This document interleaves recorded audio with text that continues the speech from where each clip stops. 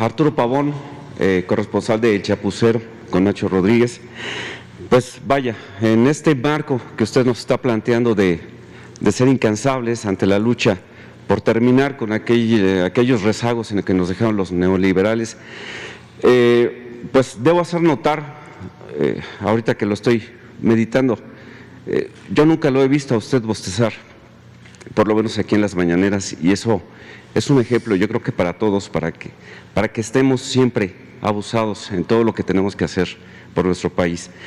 Presidente, nada más quería preguntarle si se puede precisar, es un orgullo que se envasen aquí las vacunas, pero también podríamos empezar a pensar en una vacuna mexicana para no depender del extranjero, como sucedió con Pfizer, que tuvo que suspender los envíos, o como sucedió ayer con la energía eléctrica que se le compra a Estados Unidos. ¿Es posible ya estar trabajando sobre una vacuna nacional? Sí, esa sería mi primera buscar pregunta. siempre la autosuficiencia, producir en México lo que consumimos, los alimentos, los energéticos. En efecto, lo de ayer, lo del apagón, ¿por qué se produce? Porque estamos produciendo energía eléctrica con gas que se compra en Texas, y con el mal tiempo, con las nevadas, se afectaron los gasoductos y además aumentó el precio del gas como nunca, como no se veía antes, de $3 por unidad a $200, 5,000% el incremento en el gas. Aquí vendría también la pregunta, bueno, ¿y qué? ¿Nosotros no tenemos gas en México? Se apostó a comprar el gas, hasta se dejaba que se quemara el gas en Campeche. El negocio era comprar el gas, porque ahí estaba el moche, ahí estaba la corrupción, los sobornos con las empresas extranjeras. Me acuerdo que en un gobierno le compraron gas a Repsol de España. España no tiene gas, nada más que esta empresa hizo un acuerdo con el gobierno de Perú para comprar el gas de Perú y traerlo a México. Desde luego no licitaron.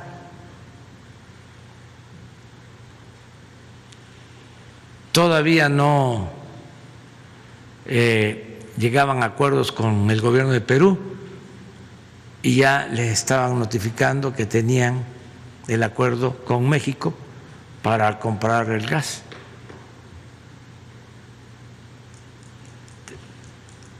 Se compró ese gas, se tuvo que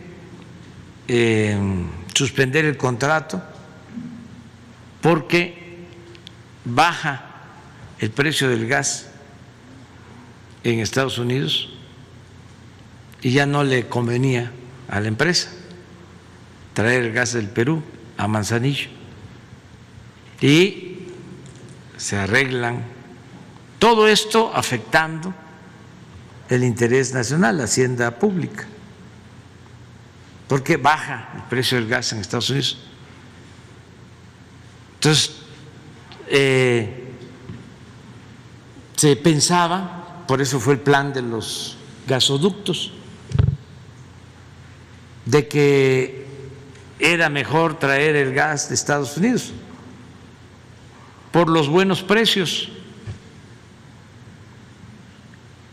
Y pues nos preguntábamos, ¿se va a mantener así?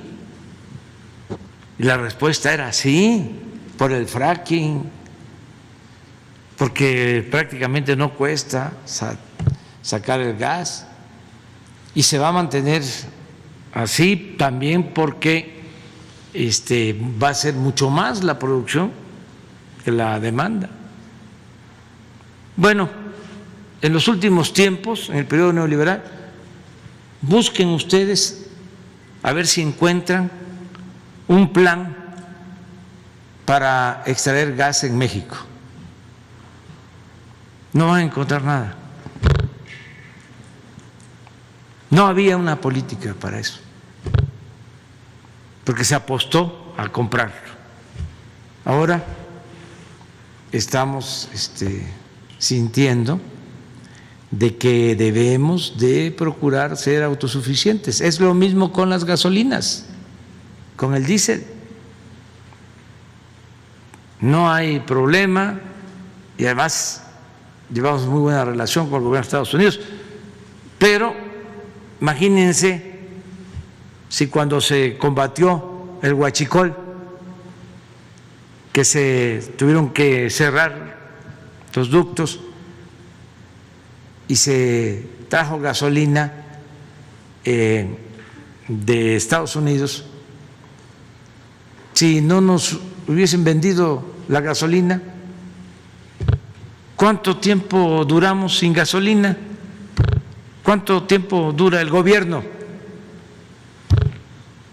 con un bloqueo de que no nos vendan gasolina?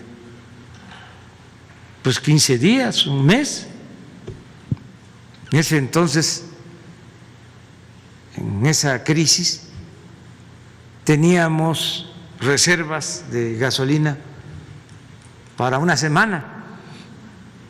Entonces tenían que estar entrando los barcos a Tuxpan, uno tras otro. Entonces, ¿cuál es la lección de todo esto? Vamos a producir. Por eso estamos haciendo la refinería, porque en la lógica tecnocrática irresponsable, es decir, ¿para qué haces una refinería? ¿Para qué vas a producir la gasolina? ¿Te la puedes comprar? Tú dedícate a vender petróleo crudo. Ahí está el negocio. Y no toman en cuenta otras consideraciones. Es lo mismo que hicieron cuando abrieron el mercado, cuando el libre comercio, que se crearon condiciones pues de desigualdad, porque hubo una apertura indiscriminada y sin límites para introducir alimentos y dejaron el abandono al campo mexicano. ¿Qué decían? En un mundo globalizado podemos comprar maíz, podemos comprar lo que se consuma en el extranjero, además es más barato. Ese era el planteamiento. Pues no, tenemos que producir el maíz, tenemos que producir el frijol, tenemos que producir el arroz, tenemos que ser autosuficientes, las gasolinas. Bueno, después de toda esta reflexión, decir, bueno, la conclusión es vamos a ser autosuficientes. El caso de la industria eléctrica, también aprovecho para informar sobre este apagón, es decir, que por los trabajadores, por los técnicos de la Comisión Federal de Electricidad, ya se está restableciendo el servicio. Ya se ha restablecido el servicio en el norte para que haya energía eléctrica en un 80%. Falta un 20%, pero yo estimo que para mañana, pasado mañana, ya esté controlada la situación, porque se está actuando. Pero son lecciones, ¿no?, que debemos de tomar en cuenta. Y preguntaste sobre en particular las vacunas, sobre si es posible sí, ya. Por lo mismo. Tenemos que tener nuestra vacuna. Esto lo está trabajando el CONACYT, ¿sí? Ya hay opciones tanto de investigadores del CONACYT que están trabajando como empresas particulares del sector privado mexicano que están también ya trabajando con este propósito. Cuando tengamos más información le vamos a pedir a María Elena Álvarez Bulla que venga, que es la directora del CONACYT, también con el doctor Alcocer, con Hugo, los especialistas, y que nos hablen de la posibilidad de tener una vacuna mexicana. También es importante, y me gustaría que Marcelo lo explicara, de el envasado que se está haciendo de vacunas, o sea, de qué cantidad tenemos y cuándo estimamos tener las vacunas. Aun cuando se envasen las vacunas en México, no todo va a ser para México. Hay un porcentaje para México y el resto para América Latina. Con su permiso, señor presidente. Sí, bueno, muy brevemente diría que, siguiendo la preocupación que usted está manifestando, primero se llegó a un acuerdo entre México y Argentina para el caso de AstraZeneca. AstraZeneca, como recordaremos, es una vacuna cuyo origen es la Universidad de Oxford. Y la condición de la Universidad de Oxford, en su acuerdo con AstraZeneca, fue que no debe tener fines de lucro. Por eso la vacuna hoy, que tiene el menor costo en todo el mundo, por mucho. Entonces se llegó a un acuerdo para que se produzca en México, porque México se preocupó por garantizar su suministro, su abastecimiento, pero también por los países de América Latina, porque si no estaríamos en una incongruencia. Mañana vamos a estar en el Consejo de Seguridad y vamos a decir, oigan, ustedes los países que producen en general tienen mucho más vacunas que los países que no producen. De hecho, el mayor número de países del mundo no ha iniciado su vacunación hoy. Y eso lo vamos a decir mañana.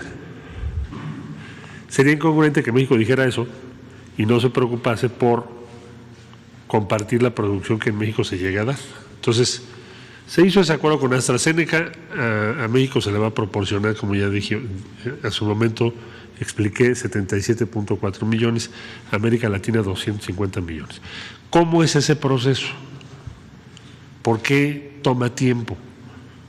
Si ya llegaron embarques con la sustancia activa, que es la base de la vacuna, ¿por qué no lo estamos usando ahora? Porque requiere un proceso de certificación de sus condiciones de seguridad. Son procesos biológicos, no los puedes acelerar. Cada lote lo tiene que medir un laboratorio que depende de COFEPRIS, las siglas son CAYAC, no con K sino con C. Y su función estratégica es verificar que todo lo que se está envasando, cada lote que se está envasando, tenga pureza y no tenga ningún defecto, porque entonces pondrías en riesgo a las personas. Bueno, entonces, en AstraZeneca se está haciendo ese trabajo en laboratorios Leomont. La primera inspección que le hizo COFEPRIS a Leomont hubo 185 observaciones. Tuvieron casi que hacer otra planta.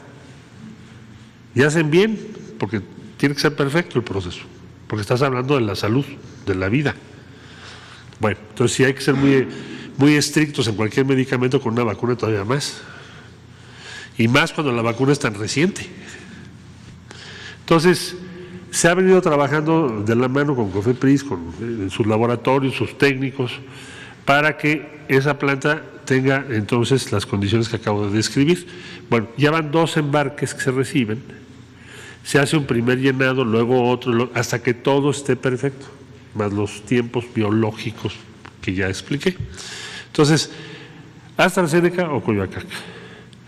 Viene el presidente de Argentina pronto, y uno de los temas va a ser ese, visitar la planta, así como Hugo visitó la planta del laboratorio argentino allá en Buenos Aires, que se los comentó cuando hizo su viaje.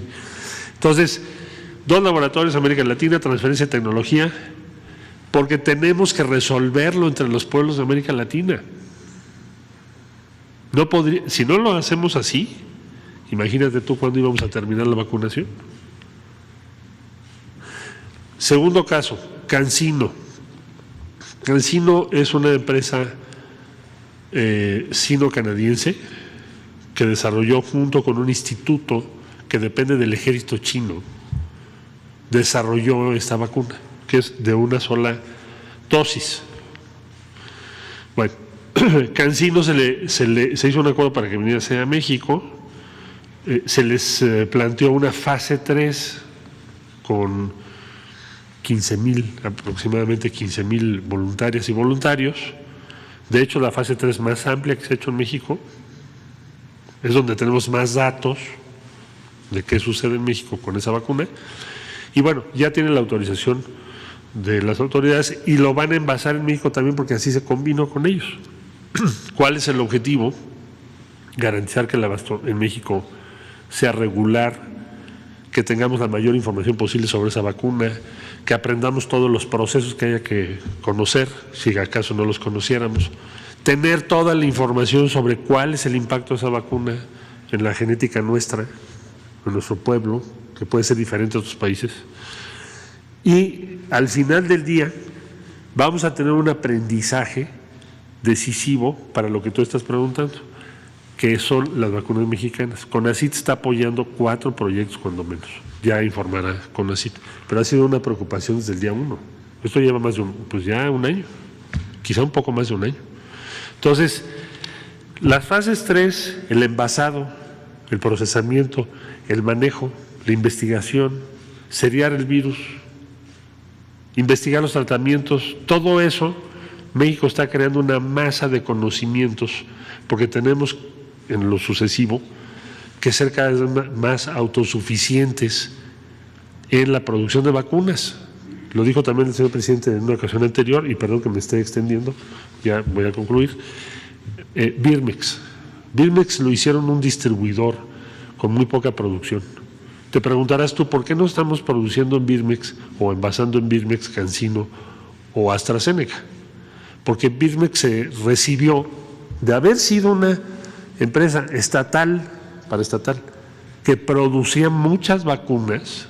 De hecho, México era el principal productor de América Latina de vacunas hasta los 90. Se desarmó y se convirtió en un distribuidor.